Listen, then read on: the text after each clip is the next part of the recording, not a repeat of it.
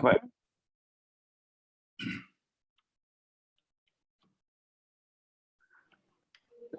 Namaste. Good evening. Today, welcome to the event. Today we have Sandeep Balakrishna ji with us. He doesn't really need an introduction, but he's a leading technologist, author, founder, and CEO of Dharma Dispatch, and an outspoken public intellectual. So, Namaste, Sandeep ji. Welcome. Sandeep ji, you're on mute. Oh, namaste. Thanks for Namaste. inviting me. Yeah, sorry for joining a minute late. I had a last minute technical glitch, as it always happens, but apologies for that. I mean, straight off the bat, today's topic, as we all know, is the red, green, and white axis against Hindus.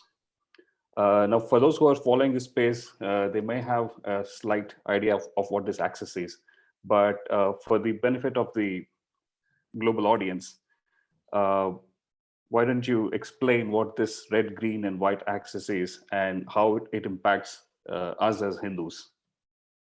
Over to you, sir.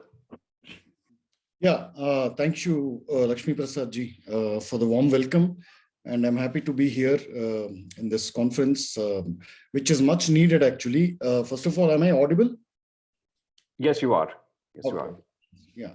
So, I mean, red, green, white axis, it's self-explanatory. At least I don't need to, give a big detailed background to people in this forum. So yeah, red is obvious. Red is the latest wheel in the whole thing. Is that communism, and green, we have been dealing with it since 712 CE, and white, that also we have been dealing with, at least Hindus have been dealing with for nearly, say, 1,000 years, if not more. Basically Islam, Christianity, and communism. So that's other people also call it the axis of four, or 4Ms. There used to be a great site called 4m.sabha or sabha.4m long back. That is mullahs, Marxists, missionaries, and Macaulay Putras. So yeah, whichever way you want to, you can add W also today, woke, whatever it is. So basically all forces across the globe and within India, especially within India, which are inimical, not only inimical, but which are actively working for the, consciously working with a well-defined aim to finally destroy Sanatana Dharma in its own home. So that's pretty much the axis of red, green, and white. Great, that's very helpful. But if we can probably dwell a couple of minutes on what is the history behind this? I mean, why are they so hell-bent on attacking and trying to undermine and eliminate Sanatana Dharma? What is exactly inherently problematic to them, to all these three axes? Yeah, the problematic point arises in their holy books, which basically says, I don't have to explain this, it's everybody is familiar with it, which says, you're either with us or you're against us, and if you're against us, you don't deserve to live. So that's right. pretty much the problem out there. But historically, see, everything is interconnected, and we only see some links on the surface. But if you look at both cultural history, civilizational history, and history of nations and cultures, political history, it tells the same story, that Hinduism or Sanatana Dharma in India as the home of this, as the birthplace and the last home of Sanatana Dharma. Both, unfortunately, it's become the last home of Sanatana Dharma, which is also its birthplace. It is the only surviving non-Abrahamic civilization in the true sense of the word. Others are not civilizations. They are civilization destroyers, basically. So their worldview, you can't call it a worldview. It is basically a command from an unseen, jealous male god, which basically says, get rid of these kafirs or heathens or pagans, and, get rid of them or get them to your fold. So that only, join the meeting. only the chosen ones can rule this earth. This kind of, what you call messianic outlook. I hope that explains. Right. I mean, yeah. Um, now, the modern avatar of this, call it secularism or in the name of atheism or Marxism, how do they then, it could be either, it could be either whitewashing them or repackaging them in a way that is appeals to modern sensibilities, yet does the same thing, which is eliminating pluralistic culture like us. So maybe a little bit of light on that. I missed the first part of your question. Can you repeat it? Sorry, there's some lag. Yeah, sorry. So, okay. So the modern avatar of these three, monotheistic, Abrahamic, one single worldview, the repackaging of them into either atheism or Marxism or modernism. Now, how does that work? How does that work to actually hit us in ways which it did in the past, but in a more sophisticated manner? Maybe I would like to hear your thoughts on that. Oh yeah, it's a fantastic question actually. See, this repackaging of these monotheistic cults, basically, they are not religions by any standard of the word. So they're basically cults. So this repackaging happened over a period of time, and its history is not more than a century. You might be surprised. This whole repackaging thing does not date back to more than a century, as far as India is concerned. Okay, because about 150 years back, by the early 19th century or the mid 19th century, the whole European colonization of the rest of the world, it more or less, they were actual real military wars. And after, India became the colony of Britain, England. So India did not, and we have never gone out, to invade other countries. That is a separate thing. But the point is, after that, after the European colonization of the world, and all these concepts of, democracy and nation states, all these things came. And during the post-colonization period, this is a very, crucial kind of a juncture in history. This period in history, we need to, as Hindus, we need to understand this at a broader and a deeper level. One is that now, after in the post-colonial period, it is no longer possible. Even today, it is no longer possible for one country to, physically take their army and invade another country and hold it for any length of time. Okay, so that is impossible now, next to impossible. Only a full country would do that. So how do you, in order for these messianic faiths, for these prophetic creeds, to take hold of, other societies, non-prophetic societies, countries like Japan, especially, and India. Okay, so without getting into too many details, you have to subvert it from inside. So this repackaging happened as a process of that. See, as far as India is concerned, colonialism, British colonialism, and missionary activity, they went on, they were like, what do you call, hand in glove. They were very thick companions, actually. As long, church power was destroyed in England long back. But the point is that what about countries like India, which is non-Christian? Right. So, the missionaries would harvest their souls with the help of empire power, with their political power, and the empire would be maintained with the help of missionaries, so which would never go against their own government. So it was a beautifully well-oiled system. But after India adopted democracy, when, this kind of open violence, get an army or get a band of military soldiers, and physically invade them, wreck their temples, that is no longer possible. So how do you do it? You find other ways. And that is, one way is to, repackage their, look, Islam has not, its edge has not been blunted. its violence remains the same. You can see what is happening in Taliban. If you want to travel back in time to, say 7th century Arabia, you can see that today, right now, Exactly. in Afghanistan. Exactly. Yeah. That is a picture of medieval story playing right out there in real life, in physical life. That's what you're seeing. Only the, the dresses have changed, the weapons have changed, but the rest of the things remain the same.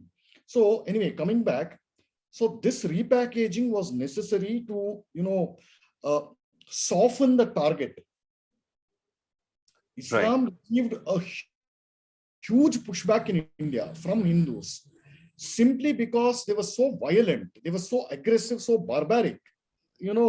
Killing of cows, demolishing temples, lifting, abducting, kidnapping women and children, selling them to slavery. So it is very in your face, extremely revolting. That is no longer possible. Right. So, it's not that they're not trying, they are trying even now. So what happened is you capture the mind, you capture the psyche of your target population, which is Hindus. So for that, you play a variety of tactics. You use the media, you use people who can be bought, Hindus who can, who act as your useful idiots, different strategies. So one way to blunt the edge of, especially of Islam, is to repackage it as a religion of peace, show Sufi music. Yeah. Glorify this Nawab of Hyderabad, saying, this is the opulence, this was luxury, and, this kind of soft nonsense, basically. But Christianity has learned its lesson very well. The ability of the Christian church, the global church, I'm saying, I don't care about denominations, because as far as Hindus are concerned, we are all heathens. It doesn't matter, you're a Southern Baptist, you're a Catholic, you're a Syrian Catholic, it doesn't matter. For us, we are heathens, and that is the approach that we have to take in analyzing them. So they have, their power for reinventing, repackaging themselves is just enormous. It's amazing because their institutional memory is extraordinary, and they've preserved all that. Right. To become, a clergyman is not easy. It involves, extremely rigorous education, multidisciplinary education, including scriptural education and all that. So they have learned that. So Christianity, as far as India was concerned, apart from that Portuguese Inquisition in Goa and in Kerala, right? Apart from that, especially in during British colonial times, we will rarely hear, a few incidents of, actual violence against Hindus committed by Christians. Right. So what they do is they work, long term in the sense of, 1,000 years. Their vision is 1,000 years. And they have patience. They have patience, they have institutional backing, global funding. So this is how this whole repackaging story, historical background. Great. So Sandeepji, as you're explaining to us, a thought came to my mind. So is it because by the time the British actually took over control of India, the movement for separation of church and the state started already in Europe, starting with France, and the birth of secularism has already come there, and church controlling nations has already become unpopular, at least in the academic or intellectual side. And therefore, as you said, the earlier inquisitions of Goa and such kind of things didn't happen during British time, and instead they used the softer kinds of the other packaging methods that you just mentioned. Because with the kind of power that British had at that time, they could have easily forced a good chunk of our population to become Christians, and the way Muslims did for 1,000 years. So just maybe if you can touch upon the birth of secularism in Europe and its important to India and its impact on us. No, that will have to kind of, it has to go into a full length kind of a lecture. But just to give it a condensed thing, by the 17th century already the hold of church had weakened, and this separation of church and state had been a reality by then. And with military power, advance in technology and science and all that, church was relegated. Its power to dictate, have real impact over people's lives, over their voting choices and other choices, all its prohibitions, witch hunting, and burning at the stake, all that was completely gone by, say, second half of 17th century. That was completely gone, and it played only a nominal role, and it accepted that this is a new reality. So that Right. by the time British actually began to colonize India, secularism it had already taken deep roots there. Right. And Right. this church nonsense was no longer a force to reckon with there. And why the British didn't violently Christianize Indians was that obviously for the same reason, right? It had a truly secular government in their terms. Back Right. home in Europe, in England, so it had a truly secular government. So in its own home country, when the church doesn't have no role to play politically, why would they allow it to play a big role, a violent role in a colony? They won't, right? Right. Right. It makes So I sense. think they've Makes sense shifted to logic. And absolutely. see, Absolutely. the British realized that soft approaches, backdoor approaches, making all kinds of shady treaties was much better than violently Christianizing Indians. Well, if the church Right. wanted to, if the missionaries wanted to convert Hindus, by peaceful means or by whatever, force or fraud or whatever, not force, fraud and allurement, that kind of thing, they were free to do that. But do not jeopardize the ongoing loot of India. Absolutely. The empire should not be threatened by a bunch of missionaries in India. Two, you must understand that colonial India was divided into two parts. The first part was what you call the princely states. Okay, that formed 40% of India's geography. I'm talking about undivided India, which Right. also included parts of Pakistan, parts of Afghanistan. Right. Today's Afghanistan. Okay, so 40% were ruled by Hindu kings. Why would they allow missionaries to play their games here?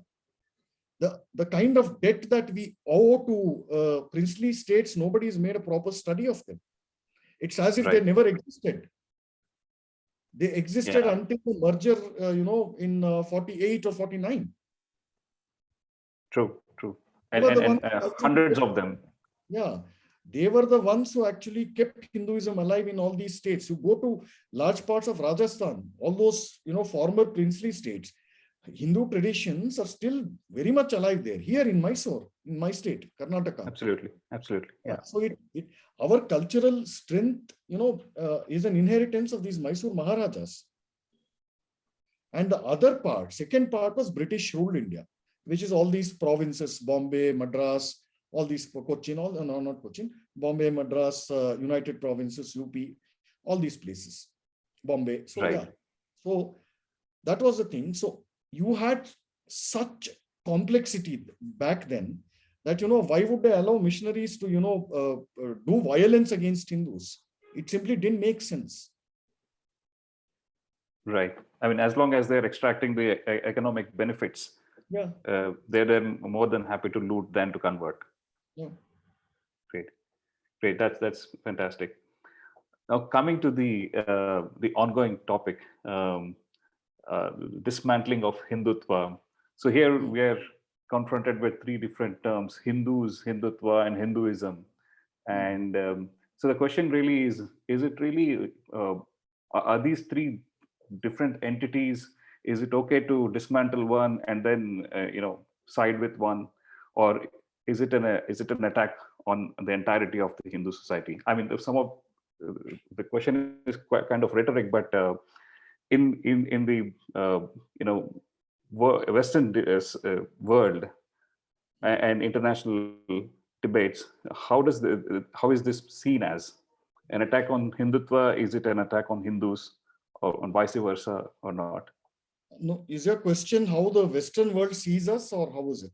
Or how No, I think I think for Hindus, I think it's quite obvious that an attack on Hindutva is an attack on Hindus in a different form. But generally, in public debates across the globe, how is this seen as, and how can we counter this?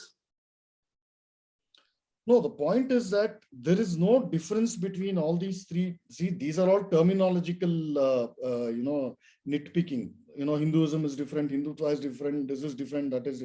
They're all synonyms basically. The sooner that we internalize this, the better it is. Okay, all these things. Hindutva was as a concept, and whatever they want to call it as an ideology, as they prefer to call it. These serve no real purpose on the ground, or our very, see, the question is our very survival as Hindus. Absolutely. Yeah. Okay, this whole Hindutva thing, that whatever Veer Savarkar said, it was a response to a challenge that existed at a particular juncture in Hindu history, in Indian history.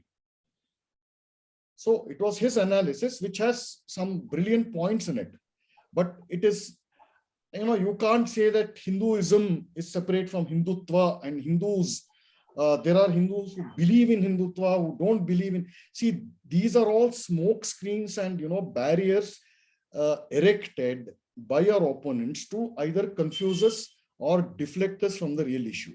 The real issues are survival. Okay, so absolutely. let's not have any kind of confusions or misleading notions about these things. Okay, there's any number of ways that you can interpret Hindutva. Okay, the state of being a Hindu is Hindutva. Tva. Okay, the state of being Hindu, how is it wrong? I mean, it is the same thing. Now, when you say Hinduism, here is a small formula. Take any noun and add ism to it. You get a political ideology. Right. Okay. Interesting. Take any noun, add ism to it. You immediately imprison yourself. This is not the Sanatana way of thinking. Sanatana Dharma is not a political ideology, and every ideology is inherently political. Right. Because it has a definite goal to achieve, a definite target to be met, a definite destination to be reached. What is the destination of Sanatana Dharma? It is Atma Darshana, it is self-realization. Where does politics come into this? So, by using all these misleading terms, they are precisely erecting a thick, curtain that prevents you from seeing this reality. Right. Yeah. Yeah.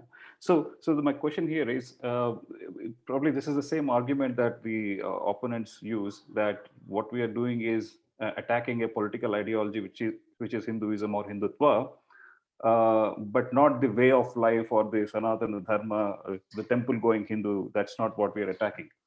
And they say that the Hindutva Wadis are only a small percentage of rabble rousers who have captured power, and therefore that is what we are trying to attack. So it's not a hate against Hindus. So how do we call this out? No. The first step to call it out, and the only step to call it out, is you question their credentials. Who are these people? Who are these people? What are the credentials? Mostly left liberal Marxist. So that is not a credential. That is a disqualification. Right. If you are a Marxist, left liberal, whatever, Christian theologist, Seventh-day Adventist, some kind of a mullah, some kind of reverend, those are disqualifications as far as, speaking intelligently or knowledgeably about Hinduism is concerned. They have no business commenting on us. Right. It is a war fought, using different tools and, this kind of, intellectual and media warfare, information warfare. It is as simple as that. Who are those people? What is their knowledge of Hinduism? What moral authority, what learning do they have to even comment or talk about Hinduism? Right. Right. I mean, question that. You question that. Unfortunately, look, it's not a comment or a criticism. Not enough people on the Hindu side actually question the credentials. As simple as that. So you start from that, and things become, a whole new world begins to open in front of your eyes. Absolutely. Or more fashionably, human rights activists. If you are a human rights activist, you can attack anyone. So that's the new form of uh, atheism or Marxism. Um, Again, we all know that the word term secular was inserted during the emergency by Indira Gandhi in a completely undemocratic manner. While that's sometimes a matter of contention, has it really changed anything? I think I heard you say in one of the forums that India has already been a kind of Nehruvian secularism by the time this word secular was inserted. So did it really change anything for us Indians, or was and why was it done? And if it really didn't bring any real change on the ground, was it done at the behest of some other external power? That is, Yeah, well, the word secular was inserted specifically in this context. The word secular was inserted in the constitution by Indira Gandhi because, of leftist pressure, and because all of us know, she wanted their support to stay in power. So she basically yielded to their demand.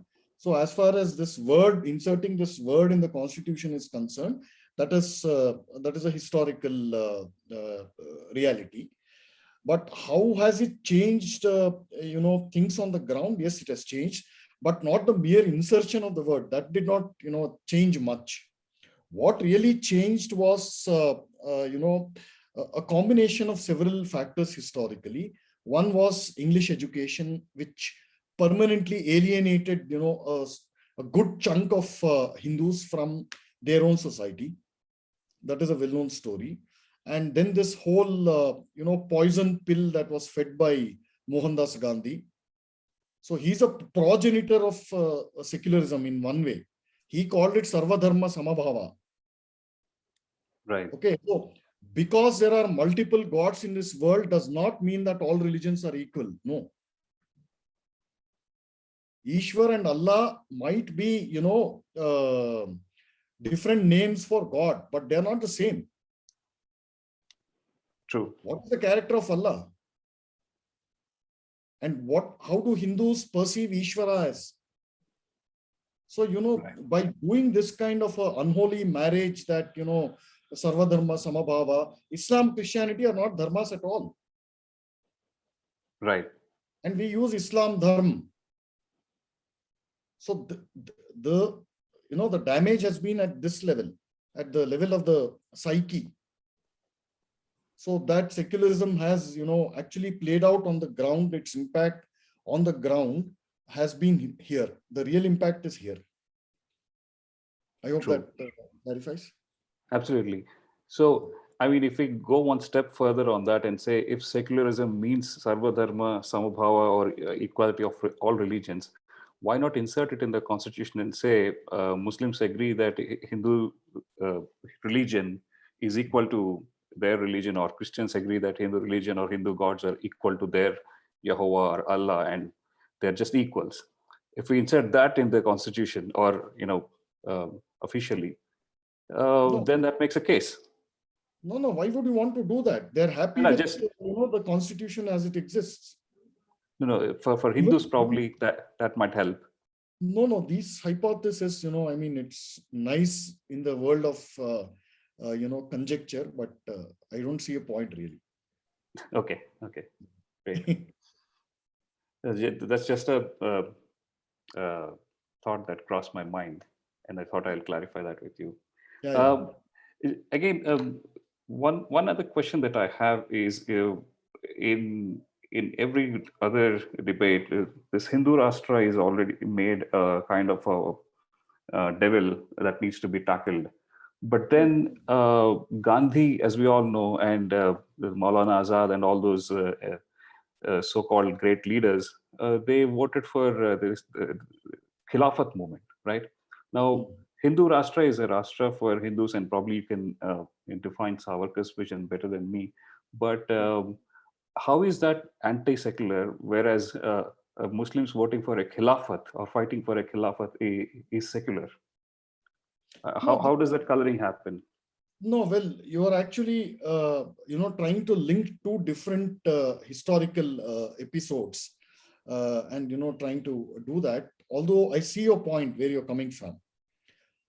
So as far as this Hindu Rashtra thing is concerned, India is already a Hindu Rashtra, except that it has not awoken to that fact. Right. Which is a land of, which is a place where Hinduism originated? India. Bharatavarsha, right? Bharatvarsha, absolutely. Yeah, it is the natural home and the natural birthplace of Hindu. So it is a Hindu Rashtra by that definition. Unfortunately, this whole, whatever constitution was, written, was adopted. They were, with due respect to all the framers of the constitution, they were basically theory masters. They were brilliant minds. They were true patriots. There are no two ways about that. They were genuinely concerned for, the well-being of this country. They cared for it. They fought for freedom. All that is fine. But they were theory masters, and their education largely and their worldview was shaped by higher education, which unfortunately was, however it was designed in the colonial period. So Right. in that period, all these notions like liberalism and democracy and democratic values, with due weightage to all that, these people did not understand the pulse of the common man, which was Sanatana. Their lifestyles, the dress they wore, their beliefs, their customs, right? The constitution did not factor in all this. Otherwise, it would have been an entirely different constitution. So, this Hindu Rashtra, again, it is a straw man which the left and, the Nehruvian guys, they have created it so they can bash it. True. As simple as that.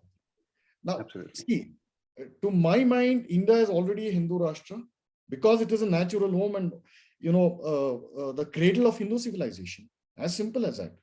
It is a geography which has a nation of, civilization which has a geography and a nation, which is a political unit. So it is, you want to call a country, a nation, a Rashtra, fine, call it. So it is already a Hindu Rashtra, except that all these confusions are being created, and the entire atmosphere, the amount of damage that these people have done to, 5-6 generations is incalculable. Absolutely. So this Khilafat thing and all is always been there. It is still there. Still there. It is still there. So this whole Islamic Ummah, the global Muslim, universal Muslim brotherhood, what does it mean? Khilafat is just one expression of that. Absolutely. That's all.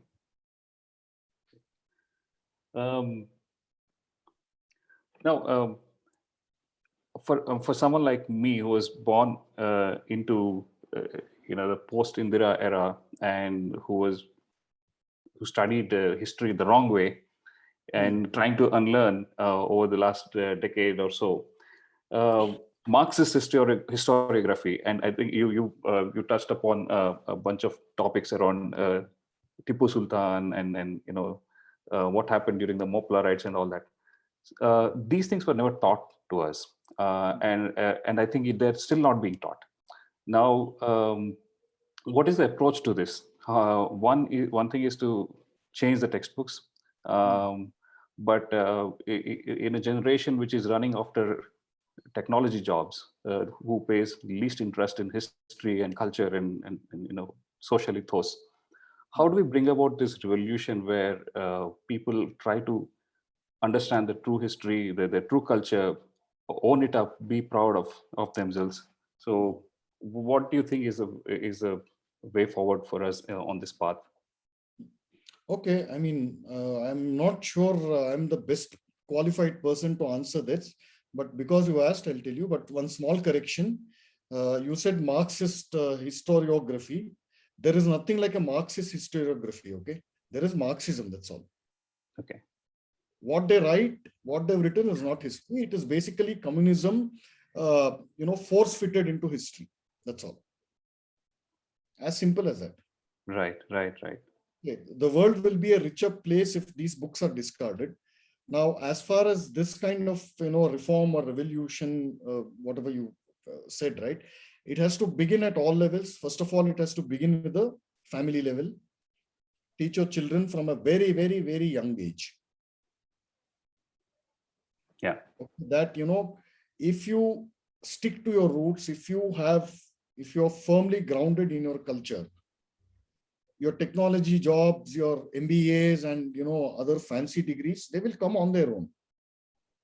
So unfortunately, the education system, the way it has gone, especially in the last 50 years or so, is that there have been neat compartments that, okay, the best way to say this, put this across is with an example that, language has been destroyed.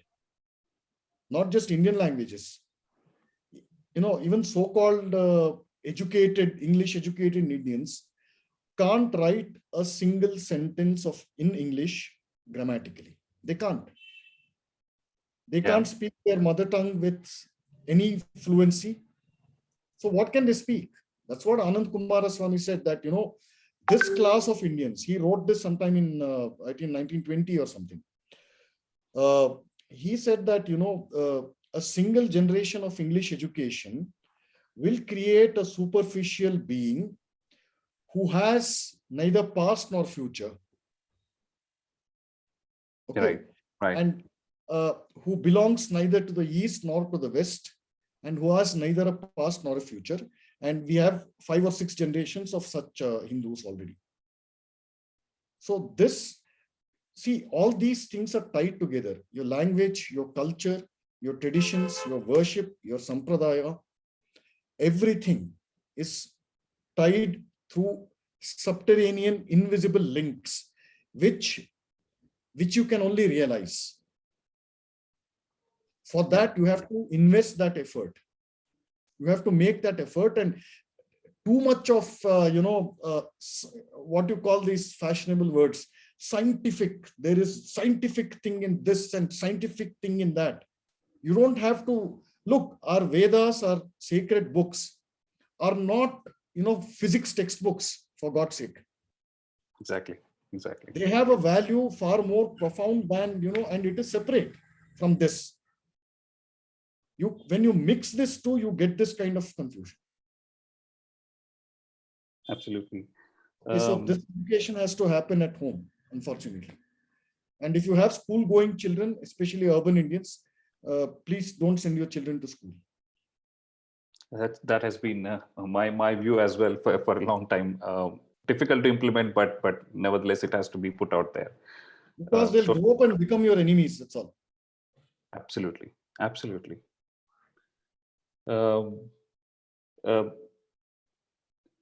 Sandeep ji, again, now we see rampant missionary activity, especially down south in the southern states, and trying to change the demographics and thereby influence politics.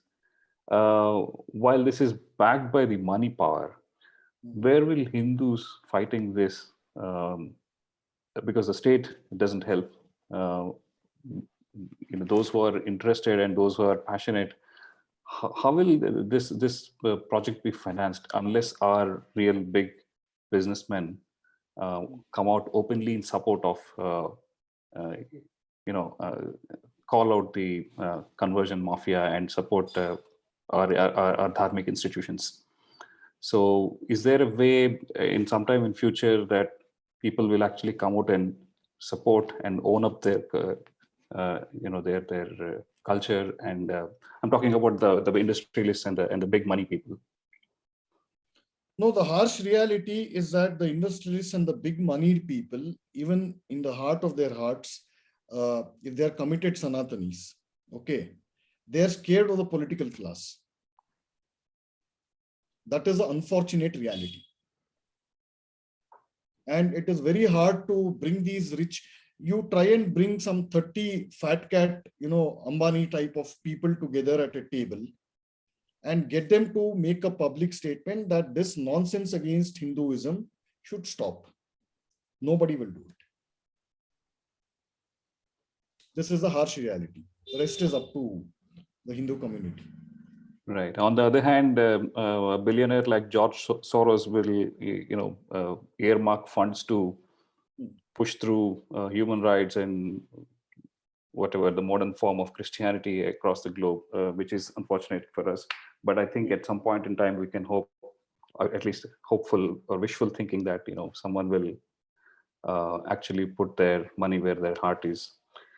Um, Coming to the recent events around US's exit from Afghanistan and Taliban taking over, now that the Taliban is out of the radar for the world powers, and now that they're making Hindutva as you said, as a straw man. I mean, you can choose not to answer this question, but will the next drone attack by US be somewhere in India to eliminate the so-called Hindutva terror? Well, I'm not qualified to speak knowledgeably about this subject, so I think we can pass this question. Okay, so absolutely no issues at all. Um,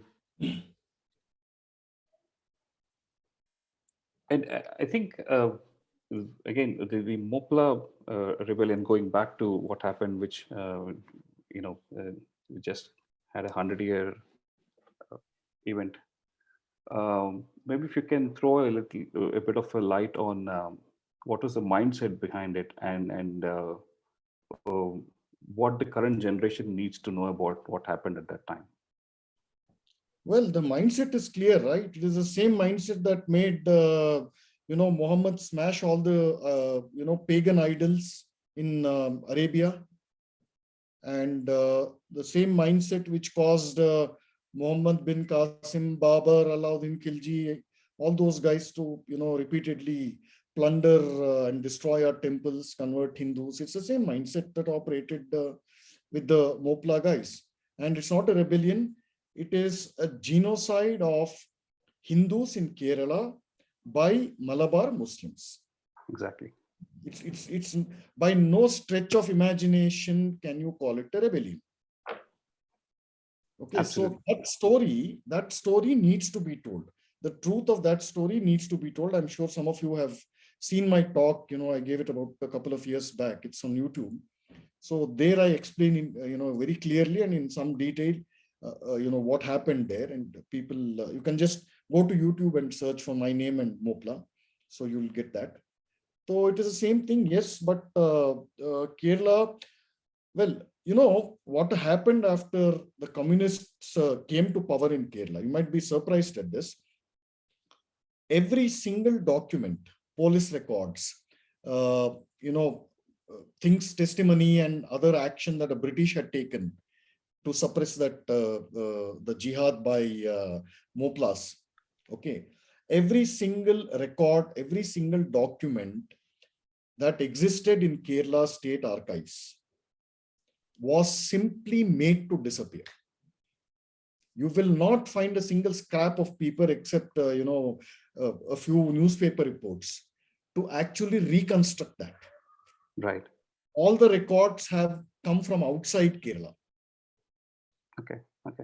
So you're talking about a state which witnessed this kind of a communist rule, anti-Hindu rule, which wants to suppress this jihad in Malabar in 1921, just exactly a century ago. So, right. Plus, unfortunately, I don't think, I may be wrong, I'll be happy if I'm wrong. No amount of, you try and talk sense to some sections of Hindus in Kerala, they'll look at you as if you're mad. So this has been my experience as well. So yeah, good luck with that. Great.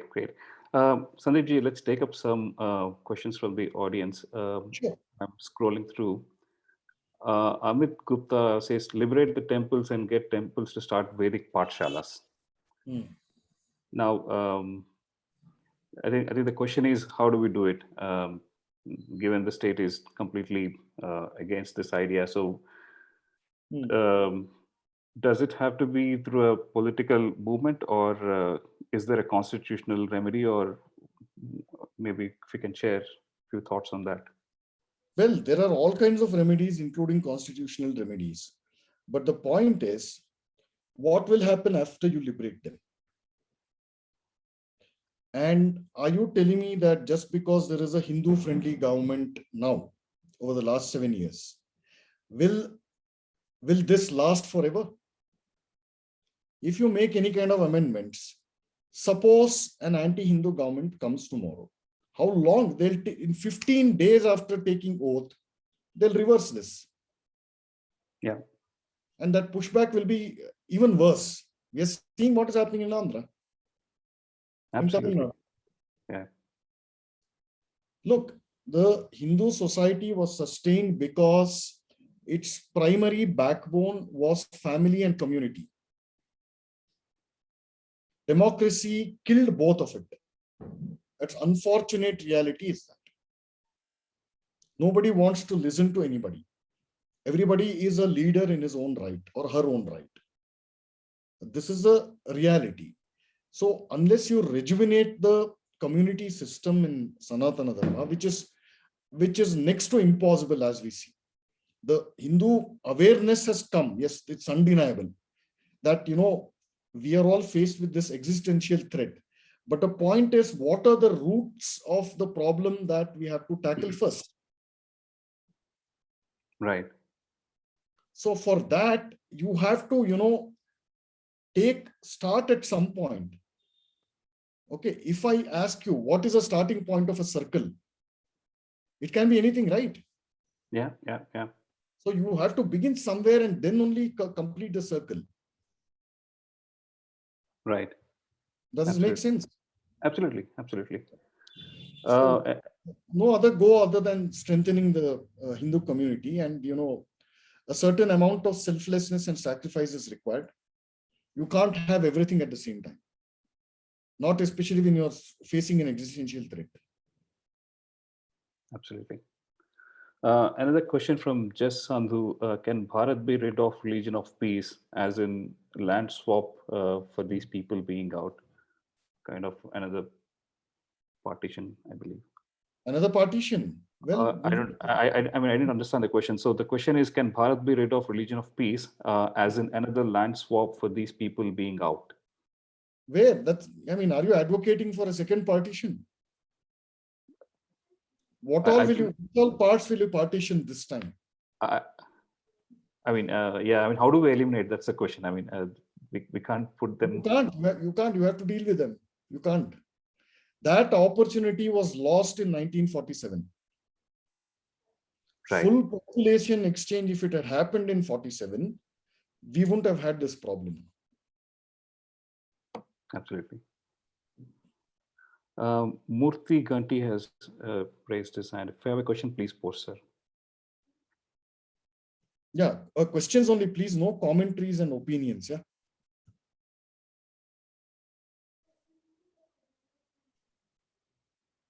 Mahendra Pankhania ji, yes, please ask your question, sir.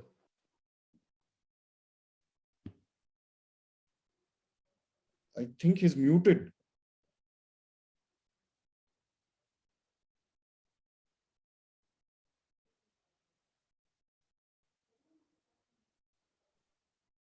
Yeah, if anyone else wants to ask a question, probably you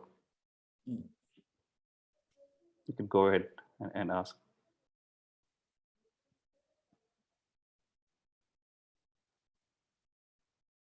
Gayatri N has raised her hand. Please unmute and ask a question, ma'am.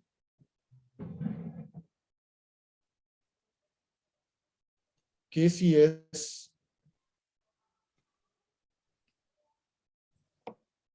How can we reverse Urduization of our Hindi language? I have no answer for this. I have a big problem because those who think they're Sanatanis themselves speak a lot of Urdu words. Being a South Indian, I can spot them because they are not Sanskrit. Yes. So it's a huge problem for me as well. Yeah. Conrad.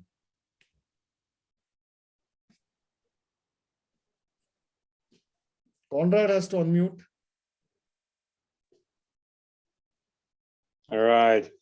Well, yes, I see all these questions appearing here in the chat box.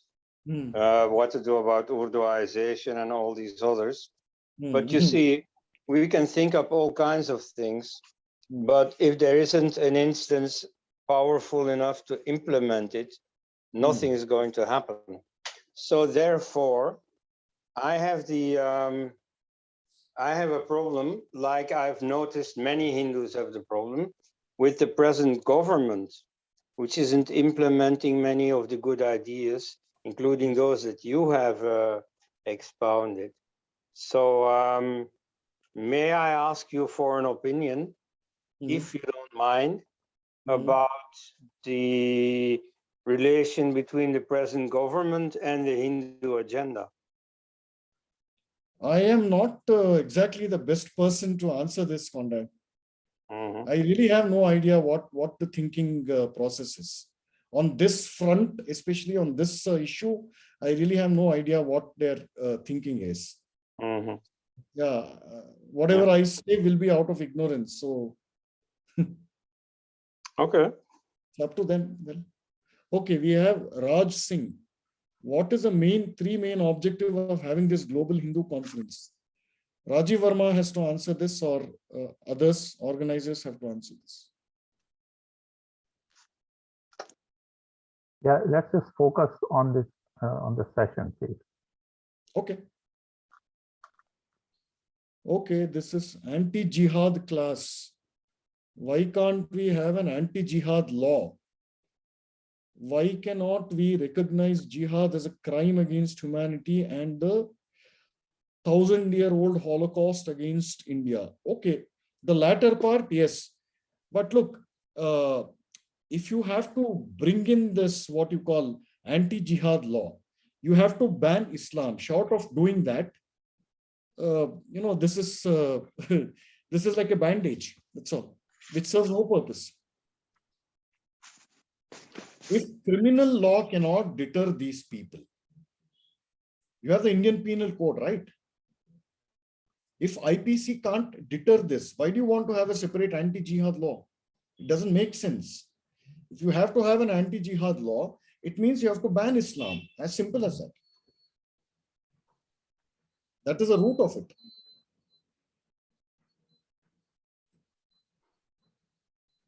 On the contrary, the IPC actually protects Section 295A and all. They're promulgated to protect the interests of Islam being maligned, even on rational grounds. Okay, any other questions?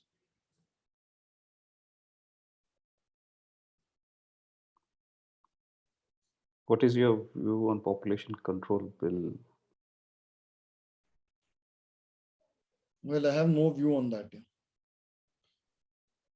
Is there any effect of Taliban supporters from India who belonging to official posts, who occupy official posts, NGOs, etc.? I didn't understand the question. What does it actually I think mean? those supporters of Taliban who are occupying official posts in India, or who are from NGOs from India, maybe if not a vocal support, a backdoor support, or. Well, how would you know, yeah? I'm not discounting that there are such, people in the officialdom, but how would you know that? It's not that they'll come out and say that I support Taliban, will they? Yeah. So I think that's the question we have from Sachin. Do you feel a new official Hindu party will be of help for empowering Hindus, as the current dispensation describes itself only as a nationalist party? Look, let's not get into this, this kind of a thing for a simple reason. Every party other than the BJP, whatever issues we may have with, BJP, every other party, this is a reality, all right? Every other party cares a damn as far as deep-seated Hindu issues are concerned. Some parties like Congress and, DMK, the rest of that kind of secular gang, they are completely in the grip of these, Breaking India forces, anti-Hindu forces.